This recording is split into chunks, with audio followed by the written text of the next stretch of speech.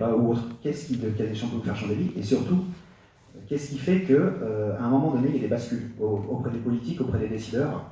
Parce qu'il y a différentes techniques, j'imagine. Lesquelles sont les plus efficaces si on va faire du lobbying citoyen? Est-ce que vous avez un bulletin de vote? D'abord, je pense qu'il y a et moi je veux vraiment remercier la qualité enfin, j'ai même un peu honte, pour être très honnête avec vous, que ce soit une association citoyenne, bénévole, qui fasse des supports d'une telle qualité. Après, on pourra toujours dire que c'est absolument pas ça qu'il faut faire, que c'est pas les bonnes choses, etc. Mais j'ai toujours un peu honte quand ce sont des citoyens qui portent un élément beaucoup plus qualitatif que ce que devraient faire les pouvoirs publics. Je pense qu'il faut d'abord faire vivre ce débat. La difficulté du métro, c'est que les gens, aujourd'hui, majoritairement, demandent, demain, si la rocade est embouteillée, et je pense qu'elle le sera, même si on a une semaine particulière, les gens demanderont des réponses pour après-demain.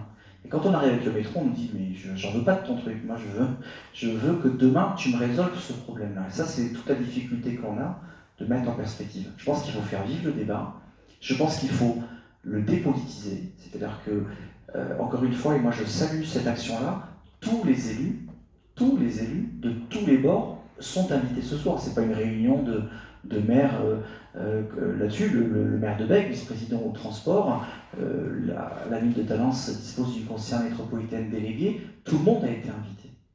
Et ce qui est dommage, c'est qu'on a l'impression qu'il n'y a pas qu'un mur écologique, hein. Il y a un mur, et comme si jamais il ne fallait pas, et Michel en parlait, je pense que le tabou du métro n'est pas tombé. Comme si jamais, dans la tête de certains élus aujourd'hui, reconnaître que ce projet doit être étudié, ça ne veut pas dire que c'est pertinent, ça serait reconnaître leurs propres erreurs du passé. Les élus sont des hommes, hein, et les femmes des hommes comme tous les autres, et la reconnaissance du passé, voilà. Donc je pense qu'il faut y croire. J'aurais juste vous dire quelque chose. Ça, c'est magnifique, puisque c'est à Talence. Et c'est la gare de la Médokine. La gare de la Médokine, ça fait que 73 ans qu'elle est fermée au trafic voyageur. Il y a eu des élus de Talence ici, il y en a quelques-uns. Quand je suis arrivé, il n'y avait même pas 4 ans, c'était impossible. Parce que, alors d'abord, il y avait des études, puis des études qui avaient contredit d'autres études.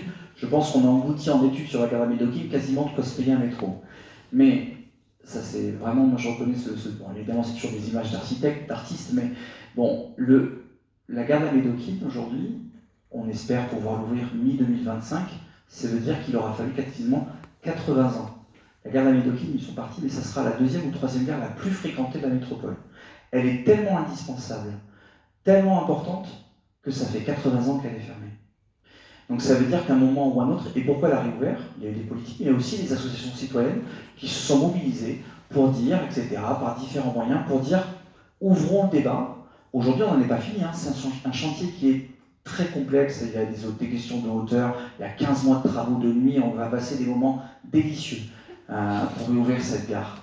Néanmoins, demain, je suis moi personnellement convaincu que ces gares, comme le métro, bénéficieront aussi à des gens qui habitent très loin de Bordeaux et très loin de Talence, et notamment les étudiants, souvent les plus impécunieux, qui, au lieu de prendre leur bagnole demain, pour reprendre votre terme, pourront prendre le train, descendre à la Médokine, dans un premier temps avec un BHNS ou la ligne 8 dans un premier temps, mais demain pourront vraiment avoir une autre